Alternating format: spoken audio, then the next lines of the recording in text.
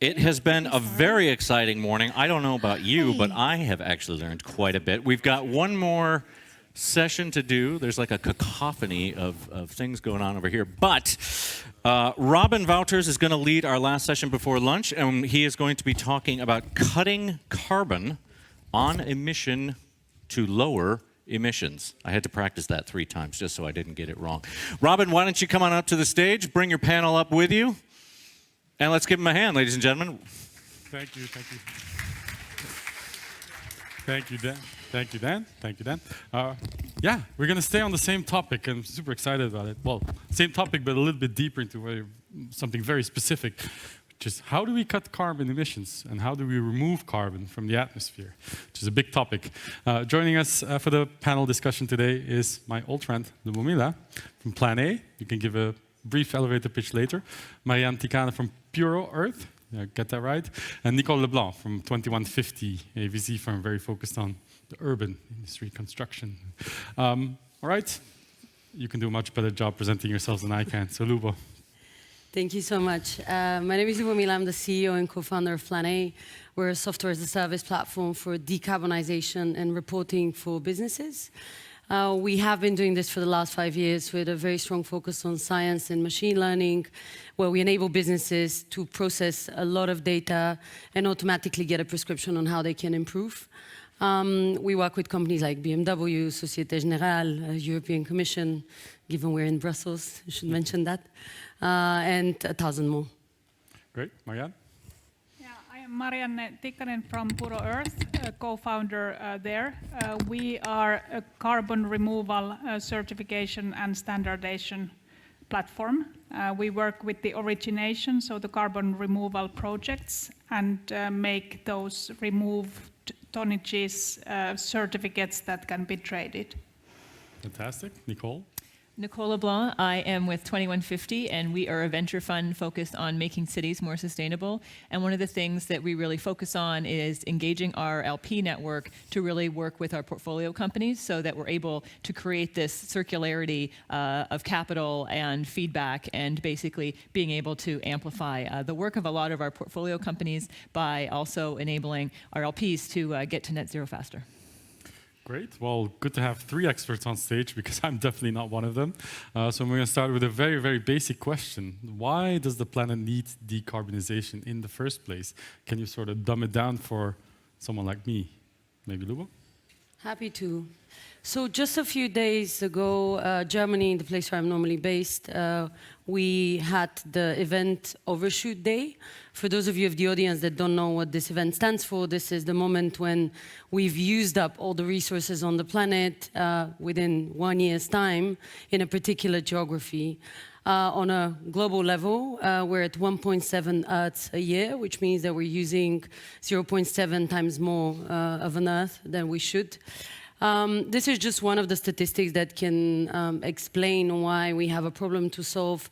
But ultimately, what this kind of use of resources means is that our ecosystem is dying.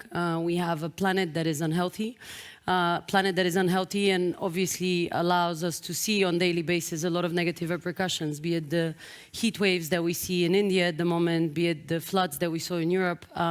And what this means for all of us is that life, if we don't start changing to hit this 1.5, which looks quite unattainable at the moment, is going to be very uncomfortable. And that is why technology, that is, like the one that is sitting here, or investment kind of vehicles that are here matter a lot, and as we don't have a lot of time left. Uncomfortable. I think that may be underselling it. If I may complement with an analogy, so every year, like you said, we emit twice as much as the planet can absorb. So if this would be money, we would be spending 2 times our earnings and taking a loan every year. And that is the unbalance of our carbon flows up and down. So we have to rebalance those and then keep the diet until the end of the century at minimum. And so one of the things that we're focused on is cities. And so one of the core ways we think we can address some of these issues is by focusing on cities, because cities emit, use 2/3 of the energy, emit nearly 2/3, of the emissions. And we're half of us live in cities. So I've gone from growing up in a town of 1,000 people when I lived in Toronto to a city of 6 million people, now a country of 6 million people. So we really need to figure out how to make cities more sustainable, because they're wonderful places. I love living in cities, but this is where we can actually move the needle. Right. Well, on the previous panel, I already heard this, so I'll repeat it just in case. Is that this whole notion of carbon offsetting and becoming carbon neutral as a company isn't really doing the trick, is it? Like, it's a lot of greenwashing, which is a term that I know you use a lot, unfortunately. But the conventional wisdom that becoming carbon neutral or carbon offsetting is enough is dead, right? So more needs to be done. So what are some ways that we can sort of move on from that conversation, because it's no longer relevant, and move to the real stuff? Lua, maybe. When you look into all the statistics that were just mentioned, we have a situation where we've skipped and passed certain limits that will allow us to continue emitting as much emissions. And that means that certain activities that we have within our businesses, within our day-to-day as individuals, have to be changed. And one of the issues that we as a company in flanae have with carbon neutrality or carbon offsetting is that it kind of hits the mark of the actual mission that we all have as a society. And unfortunately, in the mindset of a business, it could be perceived as a huge milestone. It could be perceived as something that you aim for, and then you can settle a little bit, and only after that maybe consider how to move. The ultimate goal for a business, given this is our stakeholder, is really to find a clear path to becoming net zero, which is, of course, the combination of technologies like the ones that Puro can offer, but with a lot of actions that the business actually takes to change and eliminate waste, reduce energy consumption, and become ultimately more efficient. That is something I really had to learn when I was doing research and prep for this panel, is that cutting carbon or avoiding bringing more carbon into the atmosphere complements removing carbon that's already existent from the atmosphere into. There's different ways to store it, I think natural ways, even oceans we talked about yesterday as well. But I didn't know the proportion. Like, how much do we need to sort of cut carbon, and how much do we need to remove carbon, and can they go hand in hand, and how do they complement each other? So. Yeah, I would like to leave you with an image of a bathtub that is overfull, and the emissions are the water running in, and we already know now that those are not easy to turn off in 1 year. It will take time. So what we now need to do is to let out some of the water, and that also, how slowly the bathtub actually gets emptied. So that is also a process that will take 10 years, 20 years, 30 years. And that is what we are mobilizing. We are mobilizing the world economy to reward carbon removals. It's still quite rare. All of us have emissions, and we can cut our own emissions. But the carbon removal is something we should purchase from those who do it, who can do it, and put the carbon away for a durable storage, verifiably for a long term, and knowing how much tonnages went to the storage. So what's the proportion we're talking about now? Like, how much percentage-wise? It's a cumulative number. I like to think of it not as an annual number, but as a century number, and that's about 1,000 billion tons. So how we divide it per the years, 80 years until 2000, is our choice. Great. So Nicole, when you scout for opportunities like that, do you focus on specifically carbon removal technologies, or carbon offsetting, or is it both? And do you really have an open mind towards what you look at? So it's really both for us. And we like to say we're hunting gigacorns, so tech unicorns that can mitigate a gigaton of CO2 over their life. And I was originally an accountant, and I truly believe in you can't manage what you can't measure. And what we are doing as a fund, and what we're helping our portfolio do, is really figure out a pathway to calculate all of these things. And you might be here, and it might not be where you want to be, but at least you know where you're at. And then how do you grow that? So there's kind of 4 key steps. The first one is understanding understanding how to have positive impact now. The second one is, what is your path to net zero? The third one is understanding the risks and the opportunities that you can take advantage of or try to mitigate as a company. And then the last one is putting governance around that. So if you follow those 4 steps, you might not like where you're at now, but at least you know, and then over time you can actually work with your board and your stakeholders and others to really grow, because we are venture investors and we know finance and we know economics and we know profitability, and that's how we're really focusing on basically bringing these technologies to market. We're not going to appeal to people's heartstrings, which is important, and we've been doing it for a while, but in order to really move faster, we want to appeal to people's wallets, and we want to show that sure, green premiums exist, but they're actually getting smaller and smaller, and some green solutions are actually much more economical, and so we're really trying to bring that to the forefront. Yeah, of course. And if you actually think about this, unfortunately already we can see that financial risk is climate risk. Only last year, Munich Re, which is one of the biggest insurers in the world, had to put a loss of 68 billion on display and press releases. So it really is not only about thinking, okay, now we need to create a governance system or KPIs. There's enough data to show us that our existing economic system misses some of these estimates and kind of metrics that allow us to see the full picture. That will be ultimately an economy that at the moment probably should be halved, just calculating for the amount of subsidies that the oil industry gets to be able to operate as it does today. Marianne, a specific question to you. Is there a market for carbon removal already? And is it significantly sized, or will it be in the near future? And then also, what needs to happen before that volume sort of starts to really make an impact? Yeah, there is already a market today. Of course, it is small, but it's growing fast. So we actually experienced a 500% growth last year. Hoping to reach the same this year. So by this speed, it will be significant in 5 to 10 years. On the insurance companies, there are many insurance companies, to mention a few, Swiss Re and Zurich, that have already purchased these carbon removal credits through our platform and ecosystem from the projects that can remove carbon to a durable storage. So I think that is happening. Also, one signal of that is that Nasdaq became the majority investor in our startup last summer. So they also see that this can grow to $1 billion market for trading and certifying carbon removals. Yeah, it's interesting learning that. I'm going to stick with you for a second there. Basic dumb question alert. Isn't planting 1 billion trees or billions of trees more impactful? Wouldn't it be easier to just do that?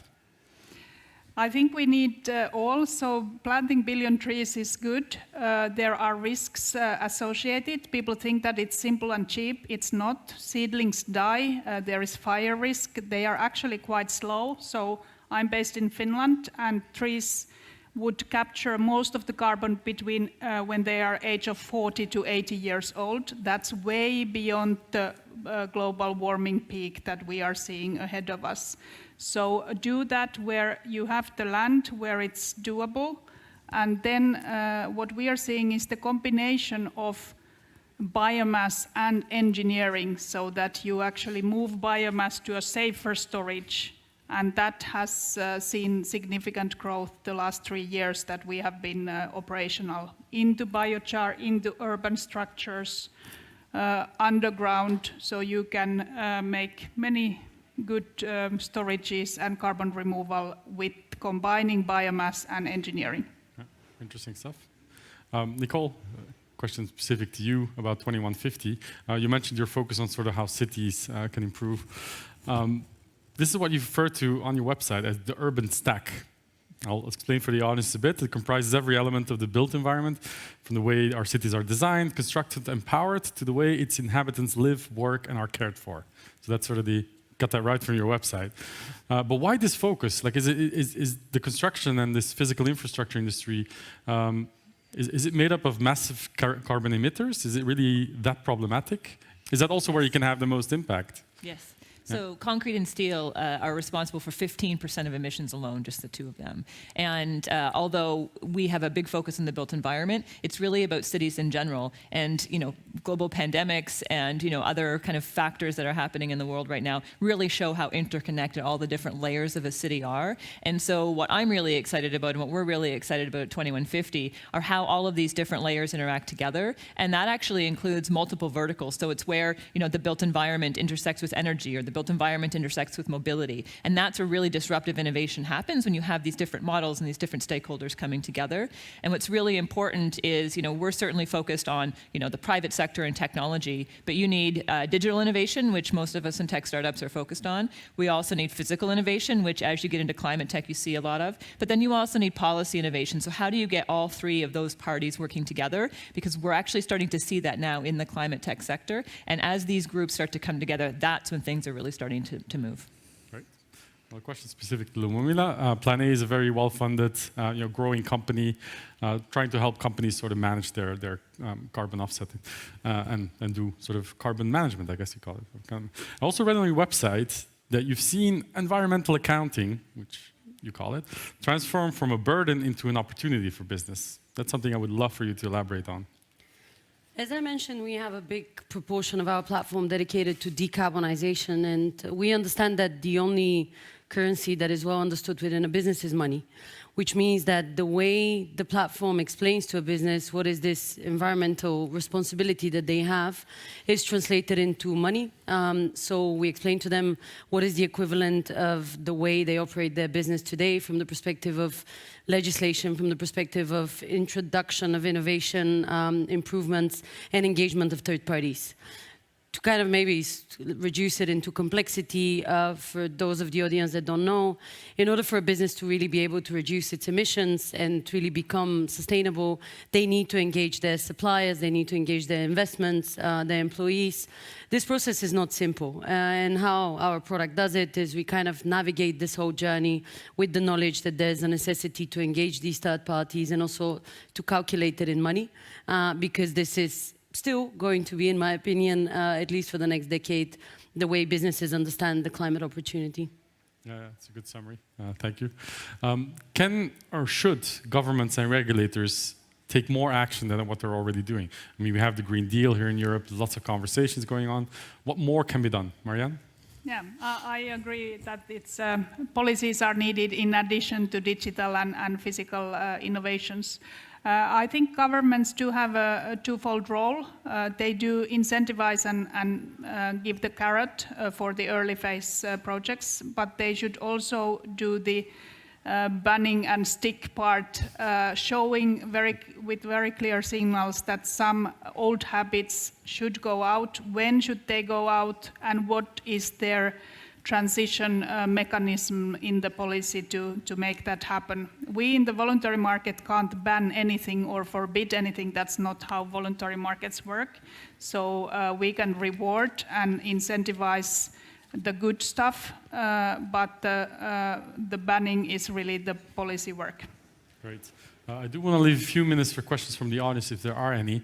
But first, I also want to ask Lubomila about the Green Tech Alliance, which you're also a co-founder of, and I'm a mentor of, just for full disclosure. But it's a very interesting initiative that I would love for you to sort of highlight. Absolutely, yeah. So in the beginning of COVID, we saw that there was a lot of negative repercussions for small businesses that were building sustainable innovation. And particularly it was related to a lot of term sheets being pulled. There was cases where contracts would be cancelled because at that point sustainability was not top of mind. The EU made a good job of making it really clear that we're going in this transition post-COVID with sustainability in mind, but 2020 that was not necessarily clear. So I initiated together with 5 other people a community called the Green Tech Alliance.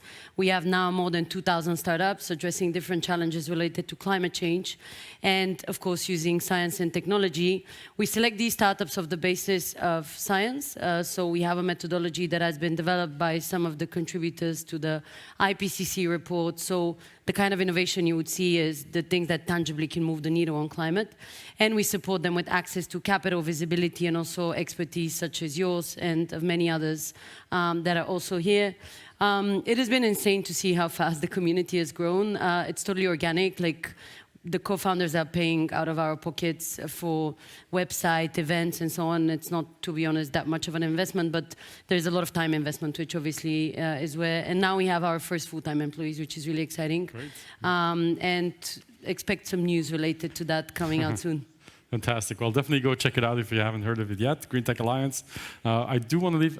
This is the benefit of having a lunch break now. We do have 2-3 minutes if anyone wants to ask a question. We have a gentleman with a microphone that can run over to you. Just raise your hand if you do have any questions for Nicole, for Marianne, or for Lubomila. Anyone? Come on, make my job a bit easier. Here we go, on the right. I think that's Tanguy, is it? Yeah. Hi. Hi, Robin. Tanguy. I have a question for Nicole. You were talking about the shareholders in your stock. Actually, it's return on investment, but I was wondering if you calculate or you factor in, I would say, another factor, the return on the planet. Because actually, you're all talking about sustainability, but somehow there is always, well, the VC and VCs behind. Is there a mechanism where you provide this return on the planet in the way that you treat the financial aspects of investment in startups? Well, that is a well-placed question because in about 2 weeks, we're actually going to be releasing our full impact report that outlines our full impact strategy, how we're calculating emission reduction, how we're thinking about ESG, both the E, the S, and the G. And we actually are going to be releasing, some data, some detailed, some more aggregate within our portfolio that actually outlines the steps where we are now, what our baseline is, what some of our targets are, and some of our plans to actually try to achieve that. So stay tuned, and it will be on our website in a few weeks. Yeah, it also sounds to me like a blueprint that other investors can sort of use as a sort of a guideline to how to do it. Great question. Anyone else have a pertinent question to ask? Okay, if not, then I think we can move to lunch and have a bit of food. Nicole, Marianne, Lubomila, thank you so much for joining us today, and enjoy the rest of Tech.eu Summit. Thank you, Robin.